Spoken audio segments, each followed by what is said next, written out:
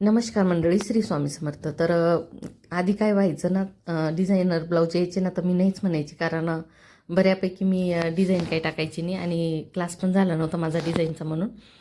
पण 10-15 दिवसासाठी मी एका ठिकाणी क्लास केला होता आणि तरी पण काय होतं ना, क्लास केल्यानंतरही लगेच डिझाईन जमतात असं काही नाही. कारण खूप नवीन नवीन डिझाईन येतात. पण जसजसे आपण प्रॅक्टिस करतो आणि शिवतो ना, तर तसं आपल्याला कळायला लागतं की आपण इथं काय केलं पाहिजे, तिथं काय केलं पाहिजे. तर असे मला छान डिझाईन आता जमायला लागल्या, कॉन्फिडन्स पण आला आहे. तर आणि हे ब्लाऊज पीस एवढं छान होतं ना, सॉफ्ट. तर फिनिशिंगही छान बसली. काही कसे कपडे किती फिनिशिंग करा आपण किंवा छान शिवा तर चांगले वाटत नाही कलरमुळे किंवा कपड्यामुळे. आणि कस्टमरला विचारून घ्यायचं ते त्यांना किती खर्च करायचा ब्लाऊजवरती, त्यानुसारच लेस वगैरे वापरायच्या. कारण ही लेस मी महाग लावली होती जरदोशी वर्कची, तर ही 50 रुपये मीटरची होती. तर पूर्ण या ब्लाऊजची शिलाई मी 350 रुपये घेतली लेस वगैरे हे करून.